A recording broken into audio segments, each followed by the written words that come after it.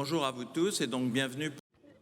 Good morning to all and welcome to this second day of the Common Goods. This is beautiful amphitheater or the Ocean House. So we have a surprise. We like we feel comfortable and we're in friendly atmosphere. So we'll open a session on which food for proper nutrition with the Alainducasse.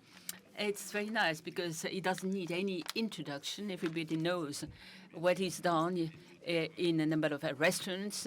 Louis XV in Monaco, the Muris in Paris, and another one in London. But in fact, in 12 countries, there's about 70 addresses with his name on the label. He didn't come with the breakfast. It's a pity because he's become a coffee roaster. He picks up coffee in Panama, the country of my wife. I'm very happy to see that Alainducasse pays such a tribute to this country with beautiful coffee, great coffee. He's going to open this roundtable because he's totally legitimate to do so. He may not mention this in his presentation, but he's wrote a manifesto for sustainable gastronomy, which I suggest you read as soon as you can. Alainducasse, you have the floor.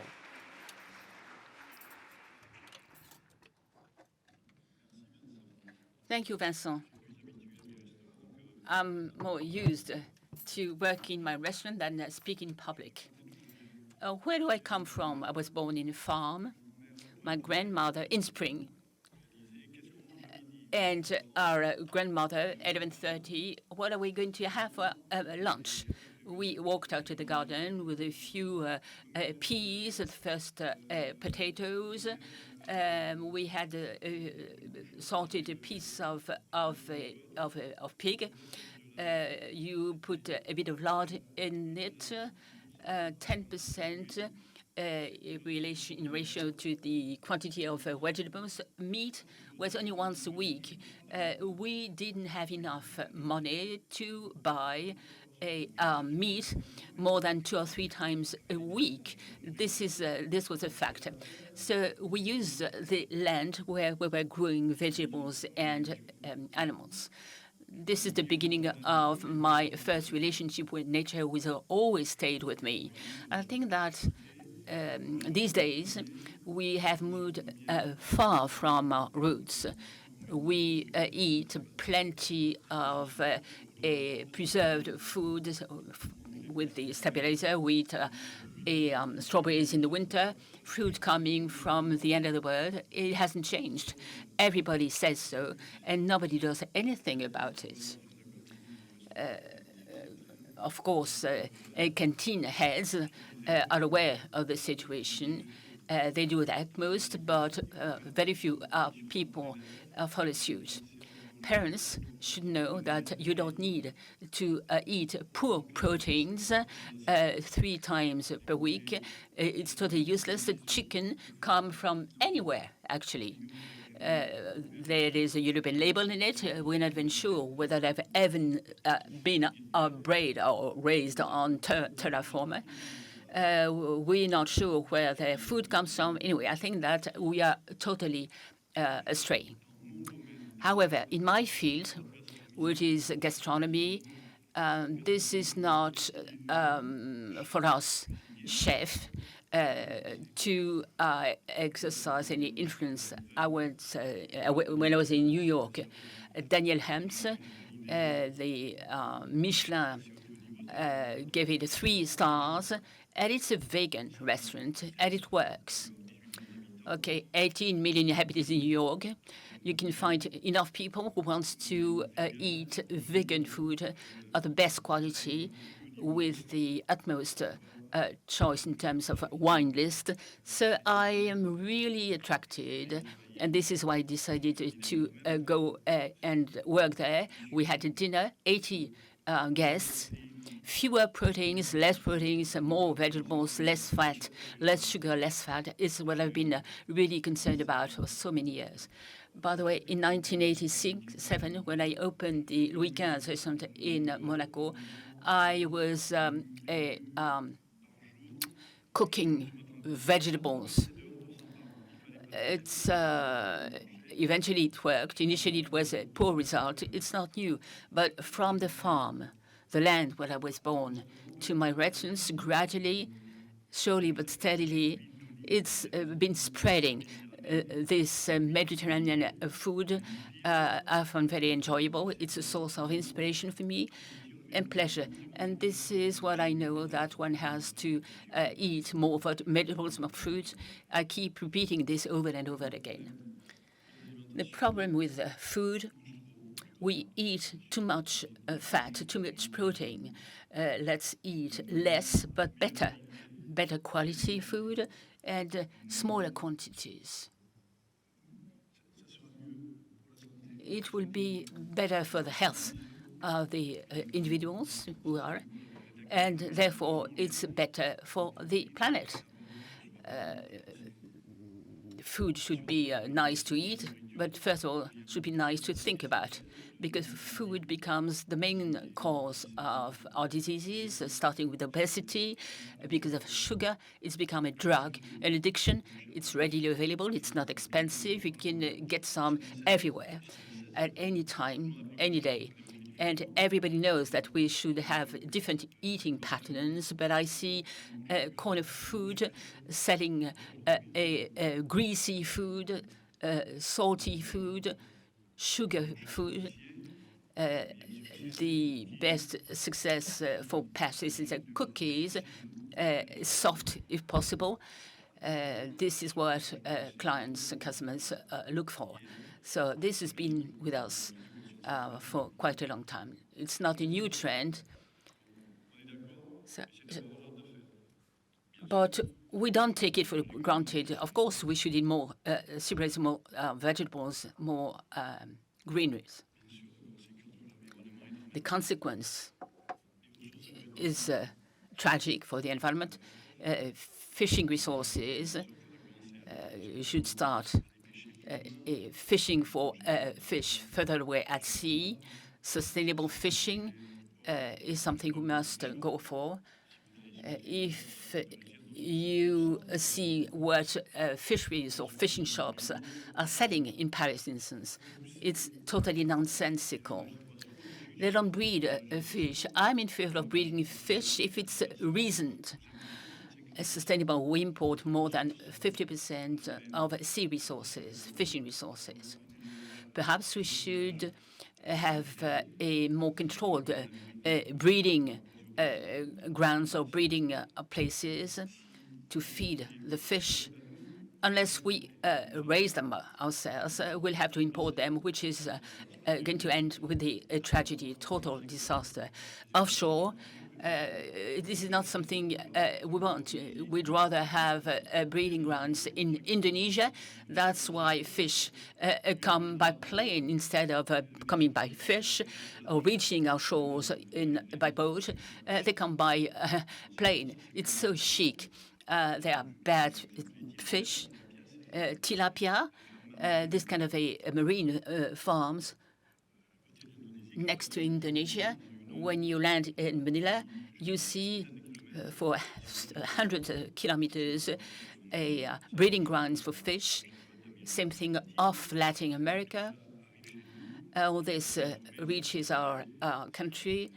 It's been traveling for a long time. It's not good for health. It's not good for the planet. And still we continue doing this nonsensical thing. But first, you have to change our mindset, which takes us back to education. This is what I've tried to do between Julien de Normandie and Blanquer. I tried to convince ministers that they have to change the way we take our decisions. It's bound to take some time. It's our responsibility. Clearly, we should reduce the quantity of waste, garbage. You know, they're selling cherries in plastic tubs. It's everyone's responsibility to change the way we work. You had to make sure that all food actors join their forces. This is what we did. We organized a summit with the support of the Prince Albert II of Monaco. We were in Monaco when they had a problem with the tuna fish, stopping eating tuna. Now tuna is back in our seas. So let's make sure that we fish it reasonably in a conservative way. Let's go back to nature. Well, don't want to give sea bass coming from Brittany. When I work in a restaurant in Tokyo, this would be totally nonsensical. I'll try, when I'm in Japan, I feed Japanese people. In Las Vegas, I feed American people, and so on and so forth. So I protect the DNA of French cuisine. Of course, we want to continue to offer a few cassoulets here and there, or snails again, in order to preserve the cultural heritage of France, or culinary heritage of France. As to the rest, less fat, less protein, less sugar, less salt. Let's get back closer to us. Where does your product come from? How did you produce? Reach us, our place. Are you sure that the farmers use the proper methods? You have to do some teaching before teaching cooking and cuisine. And Meudon, we teach to 72 nationalities. If really you want the earth to become sustainable again, he has to be concerned by the way in which he relates to his fellow cuisinier. I want him to be teach that way on a daily basis. I work hard to do my share, and this is my roadmap. That's how I intend to continue exercising my job. Thank you for listening to me, and I hope that you'll be on board now.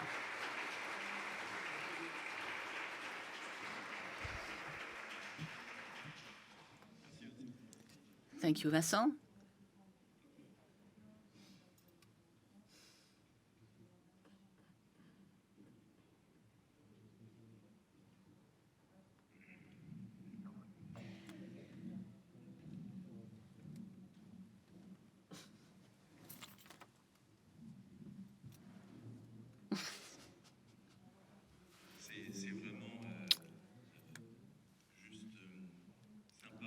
It's so nice. That was great. I enjoyed listening to you. Very different people are sitting around this table. Which type of food? I'm sitting next to two people who are famous in the food industry. Thierry Blandinières, who is the Director General of Invivo. Then Jean-Philippe Puig, the manager of Avril, is only earning 8 billion. And Thibaut, a youngster who is the manager and co-founder of Avril, he weighs, quote unquote, only so many millions. He's going to tell us about his new job, his new company, the one he set up. Maybe a question to one or the other. How do you react to what Alainducasse said? Are you all right with him, or do you feel any reluctance? What would you like to say? I fully subscribe to what Alainducasse said. Of course, we're all in favor of excellent food. Then, I was thinking, it reminded me of a survey, polling, when you ask French, that was back in March 24, not that long ago. 82% of French people choose their food according to the low price. 72% buy their food with the quality which is not up to what they would like, just because they can't afford it. And only a small fraction of the population think that they don't eat what they should eat and do not eat enough food. So maybe we'll be discussing group restaurants or company restaurants or school restaurants later. Yeah, that's a good angle, interesting angle. It's a good thing that you remind us of those facts. Just thank you for the presentation. I think it's great listening to a chef because it shows which direction we have to go for. Now, as to the facts, Jean-Philippe, as you rightly said, how can we produce more and better at the right price in order to be able to feed the billions of people who live on the earth? Some countries don't have very high purchasing powers, and therefore our responsibility, farmers, is to export products in order to benefit those countries, Africa among others, and offer high-quality products at a competitive price. And this is our mission as well, of course, apart from feeding the French population. But let's not be too nationalistic these days. So what about your experience, Thibaut? Yes, it does ring a bell. I've been struck by what Hannah said about the contradictions we're faced with in our societies about food. Everybody wants to eat a healthy food because of the impact it is bound to have on your health. But price, of course, comes first when you have to buy food. And this deserves in-depth thinking so that all societies eat in a way which is right to promote health. Look at the figures.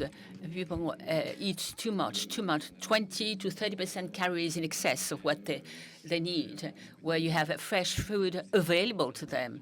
So there are so many contradictions in the way we behave on a daily basis that you need to change. Unless these behaviors change, we won't be able to produce different ways unless the consumer accepts to change the way he buys food and the way he cooks it and the way he eats food that needs addressing. Alainducasse said, repeated, that fat, salt, sugar are not good for your health. Like all roundtables we organize with the TS, the researcher decided she wouldn't come, but she has a contribution which is totally in line with what Alainducasse said. Quote, what is the difference between a piece of beef and a dish based on a piece of 60% of beef, and the rest is nothing but fat, sugar, and salt. Ultra trends for processed food is present everywhere, too much of it in our plates. And that was in the 90s, it accounted for 15% of calories intake. Now we are in excess of 30%. I know this is not your responsibility, or it's not your prime responsibility, but you're very much upstream of this, especially some processed food. But still, how can you, how do you respond or react to this consensus?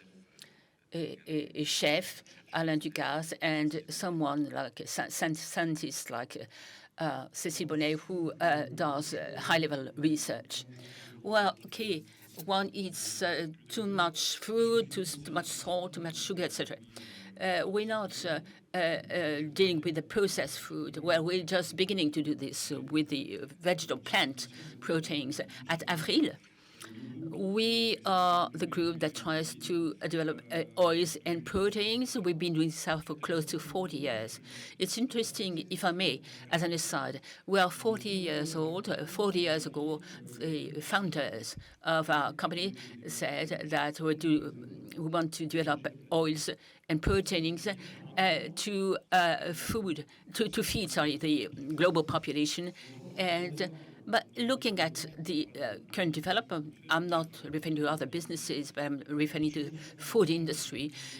We became aware about 10 years ago, before, that's a long time ago. I'll be very brief. We're not going to miss an oil. Lipids, you don't have too much lipids in your diet, but don't worry, there will be enough lipids to go around for the whole world. So no need to be concerned about it. Unless the world will be lacking proteins. There will be an addition of 2 billion people, and the quantities of proteins that we eat does increase as the living standards increase. We tend to eat less meat and more vegetable plants. In the US, proteins and obesity is there's a strong correlation, but other countries like India are not following suit. Not to mention Africa, who is not eating enough proteins yet. It's difficult to tell Africans you stick to plant proteins. They want to eat beef or chicken. So we're bound to need more proteins. We're tempted to go for plant proteins. I'm referring to processed food here. And there's a long way to go. Education is a must. Educating teachers, professors. My wife teaches, Sophie covered all saying this, teachers are bound to educate our children. What is a proper diet? School restaurants can be criticized in this respect. I'll be telling more about the economic parts of the issue. You have to go for innovation. We've acquired Vivapa. We'll come back to this, the acquisition, and keep it for later on.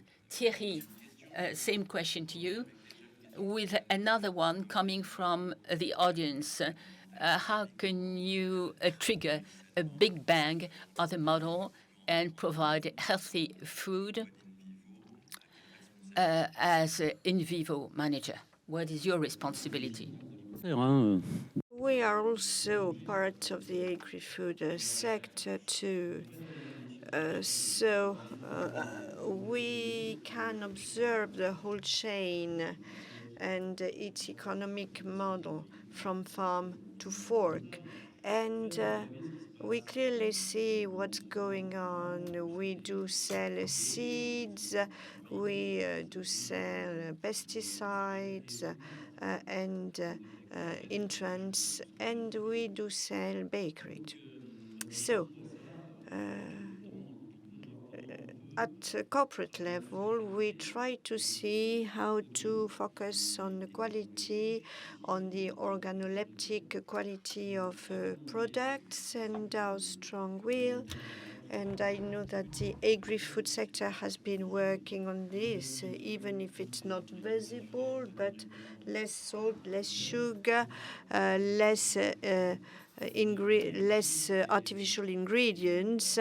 That's what we have been doing for years and studying at R&D level. And I'm convinced that all agri-food companies do try and better address the consumers' needs.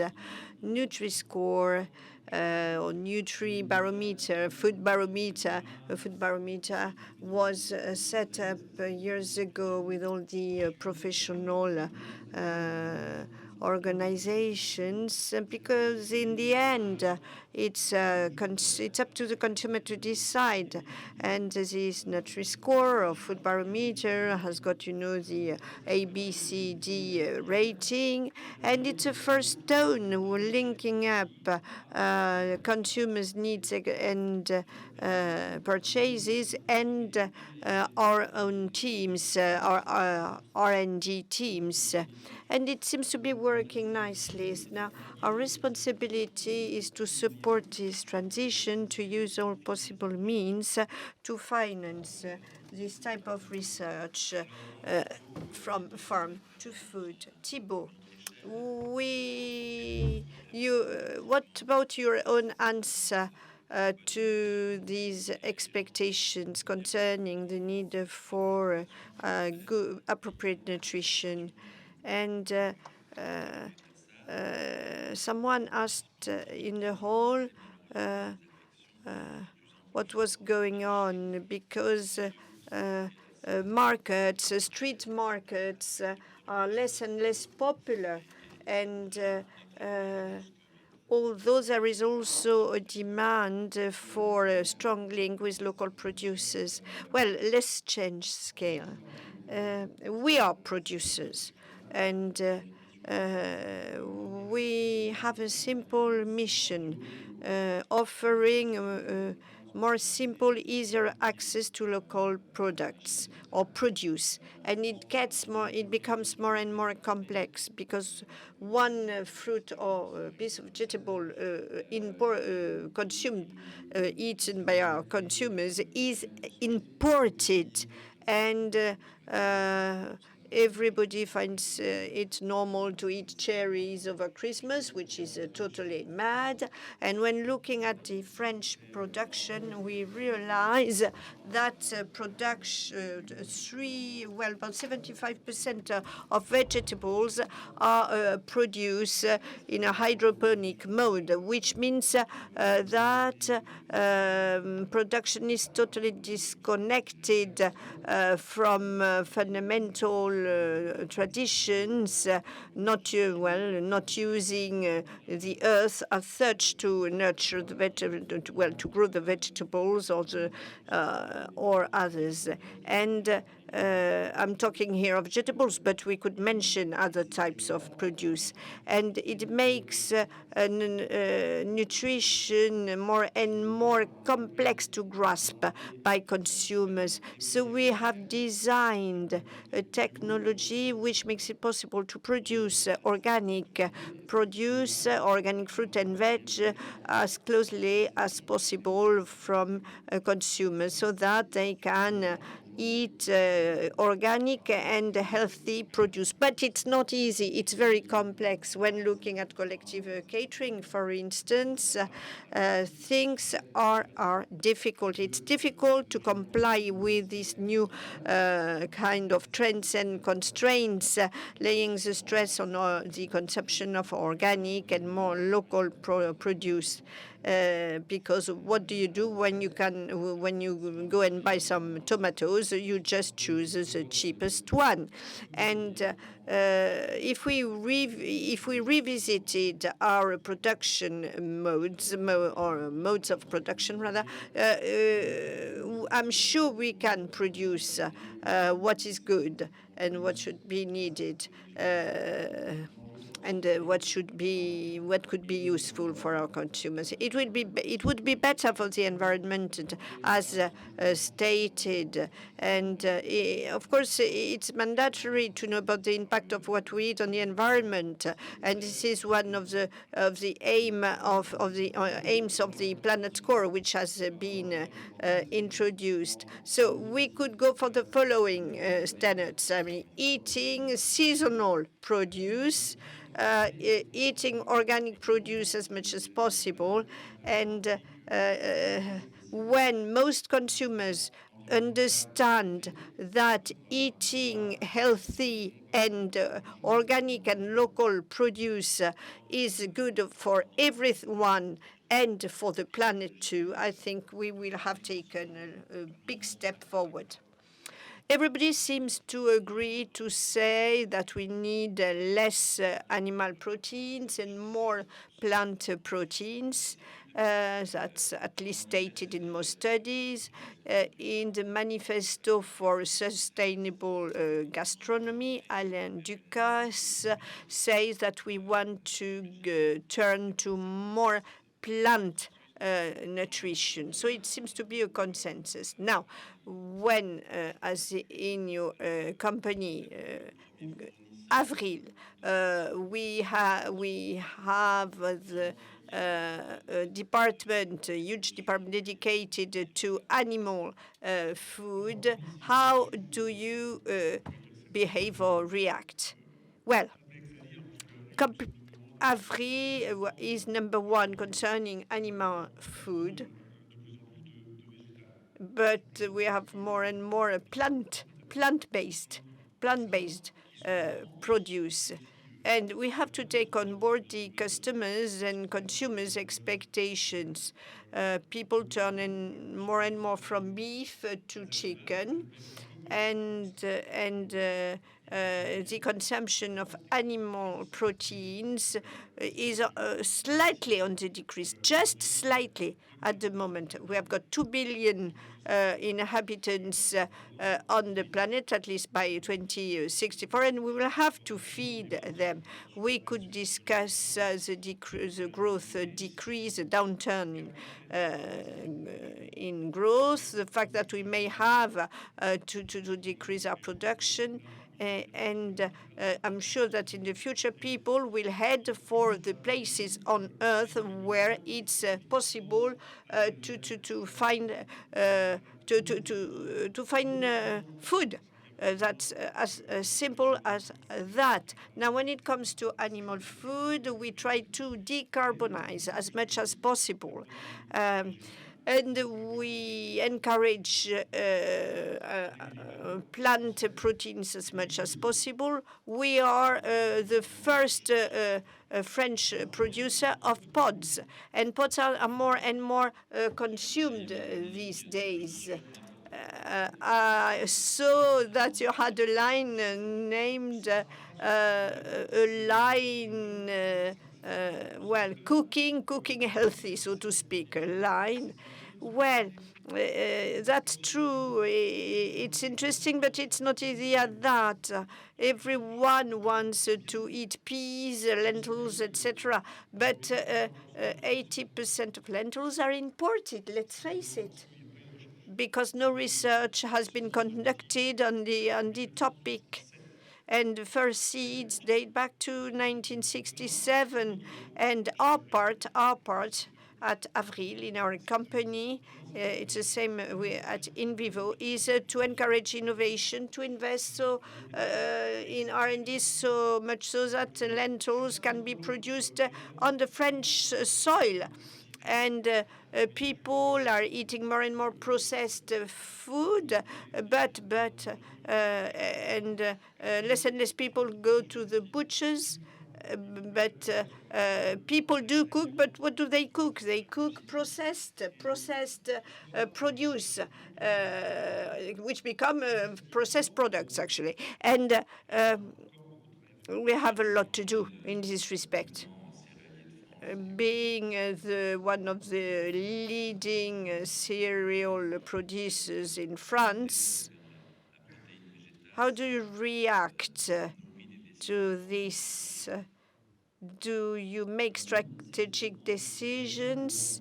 Well, I'm no longer involved in animal food production, and we have decided to invest. That was in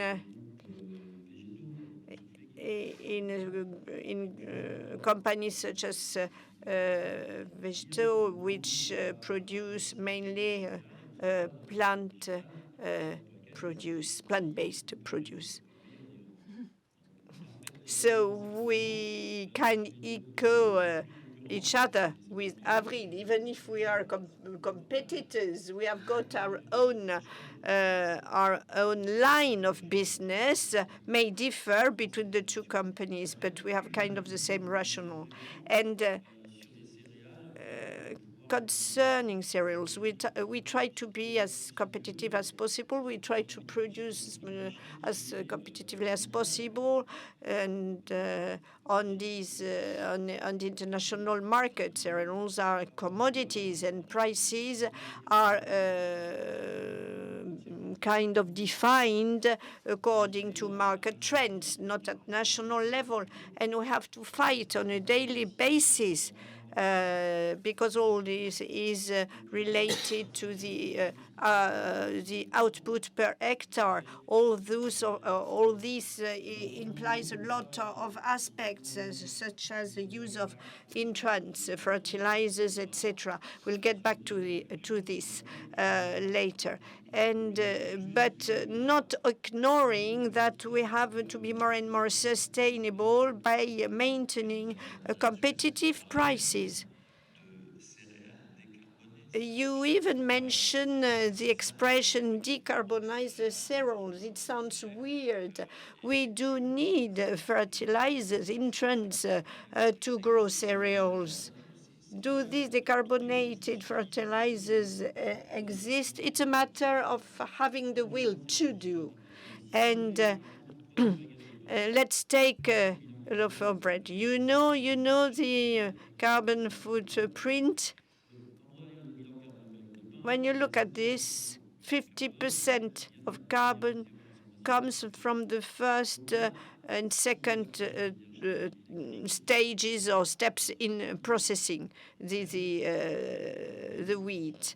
We can work in order to decarbonize this part of the production, but 50% of the bread loaf is emits a carbon footprint linked to the use of chemical fertilizers. And we really have to work on this part of the production. But what does that mean? Since we do depend on the import of U.S. or Russian fertilizers, we are fully dependent on these imports. Let's face it. We have to think of other solutions, such as really relocating the production of the fertilizers in France. In order to decrease the carbon footprint, we have to think of using different sources of energy, going more electric, in order to have a decarbonated fertilizer.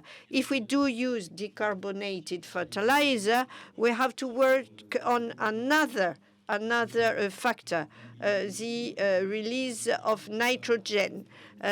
We must work in order to have to decrease the emission of excess nitrogen.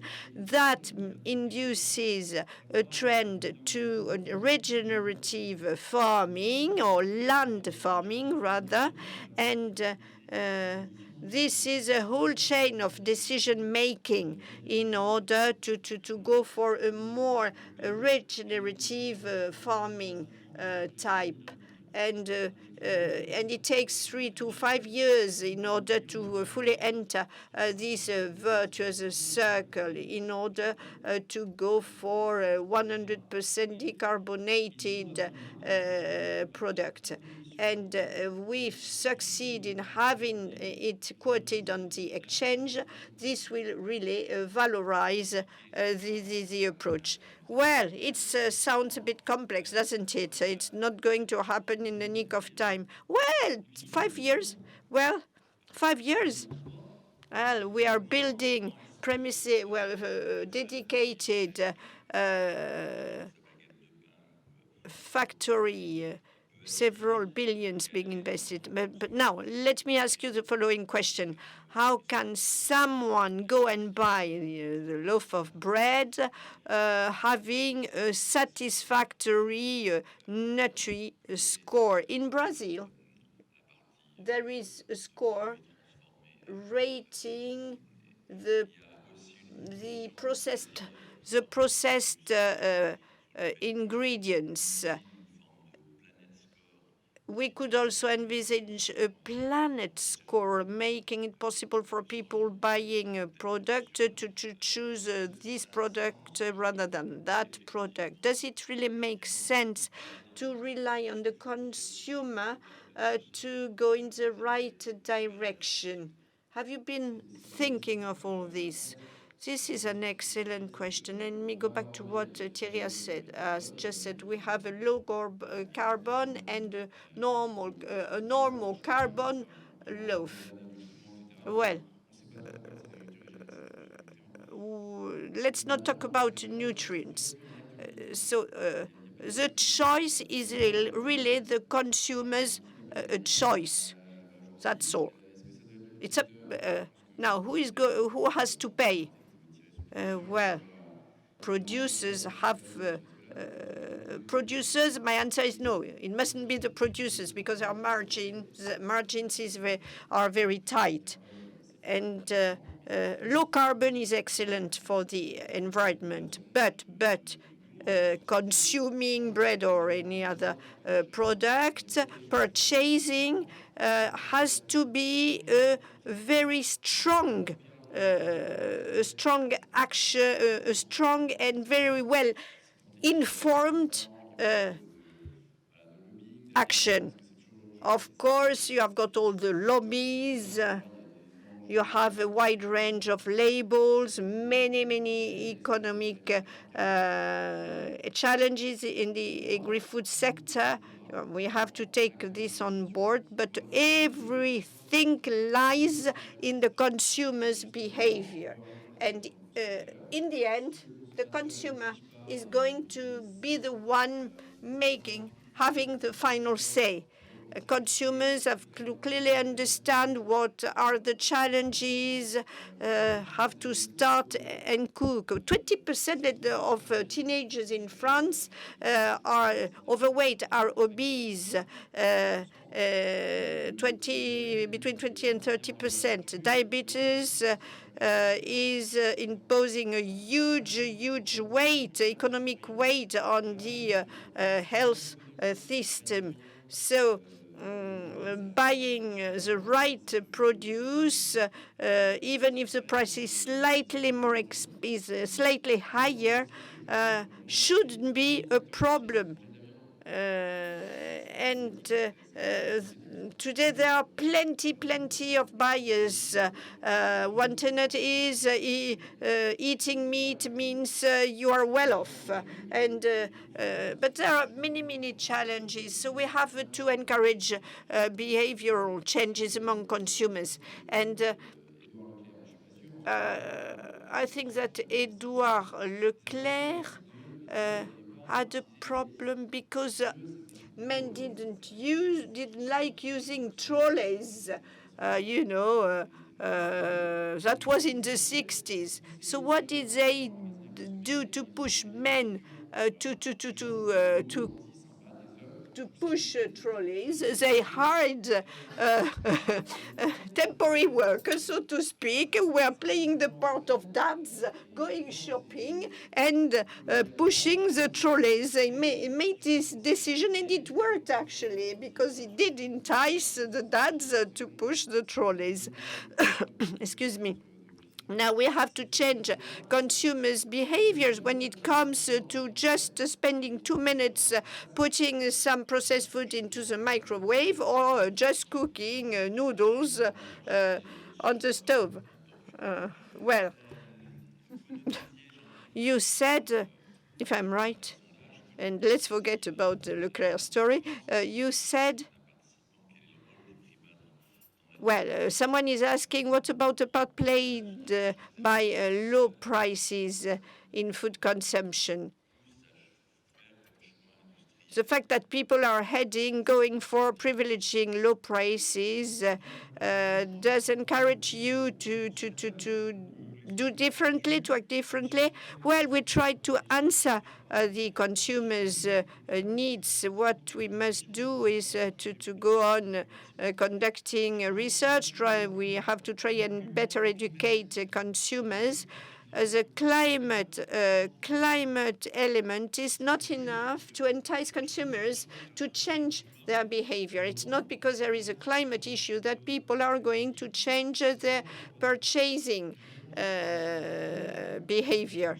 we have to push some more elements ahead, and we have to be brave enough to do it. And I think we must put the health impact at the forefront of the stage, which is not yet the case. We must focus on the health consequences, and I'm sure that health will maybe better perceived by consumers, may hit them more, let's say. And it's not easy to say to a consumer, all the school canteens are going to become organic. Never heard political authorities say it's going to cost 20% more. And it will mean more imports too, because most organic products, most vegetable products, are imported, aren't they? But we can produce more organic vegetables and fruit. We have excellent technology. We have got the know-how. We just need some more innovation and some more investments. Well, let me add one point. I was very impressed to hear that if the food sector is very good in terms of exports, but the fruit and veg sector are mainly in huge deficit, especially. And I must say, well, I have to add that we produce more organic produce than we did in the past, but we do not import that much organic produce either. And I mentioned pots, but I could also mention meat. Over 40% of pork is being imported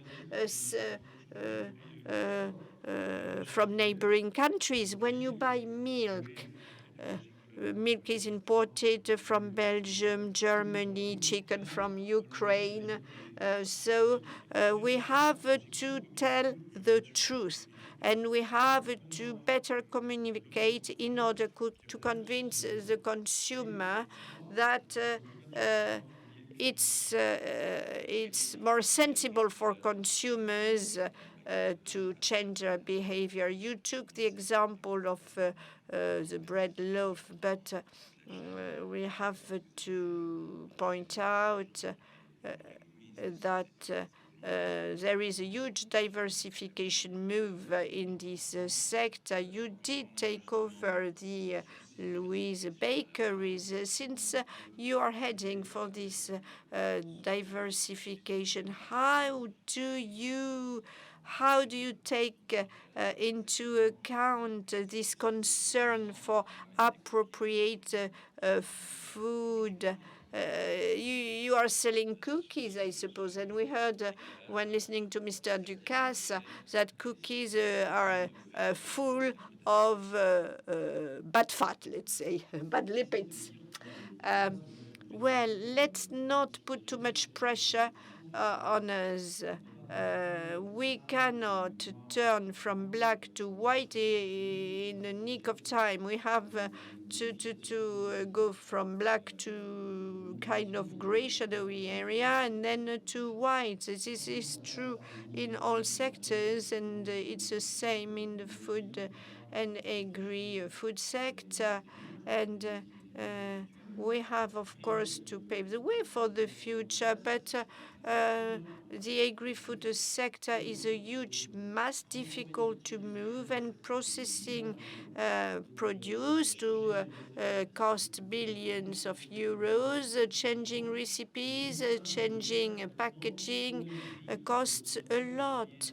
And you have to do it at a final similar cost for the consumer, price for the consumer. So we bank on innovation to try and produce at the same costs with the same final price for the consumer. So we have to do it branch per branch.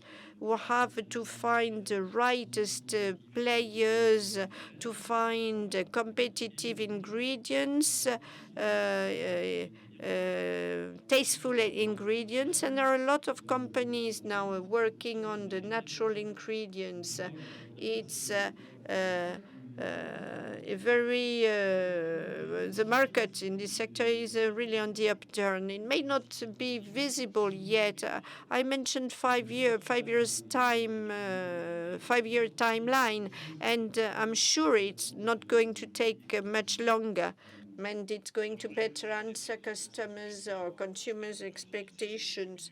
Only 2 or 3 minutes left for questions. What do you think of this farm crisis or farming crisis, which has hit Europe lately?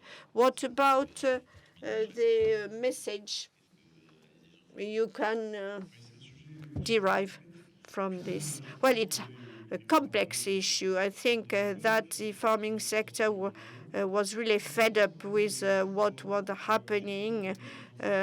Farmers went to the street, and the population really were on their side. They were just, farmers were fed up, not because they don't want to protect the climate. They tried to do their best. Even if they are often criticized. But farmers want to comply or abide by the same rules as any other citizen. And it's true that important produce, 40% of it being produced, same for fruit and veg. There is a molecule which can treat cherry trees, is used in Spain and cannot be used in France. And that's why all the cherry trees are uprooted at the moment due to this disease in France, because the product is not allowed in France, whereas it's allowed in a neighboring country, in Spain. So what about your feedback? I think it clearly pointed the gap between farmers and other players. A Japanese writer, philosopher, said that it's a pity that the person feeding you and supplying your clothes is totally unknown.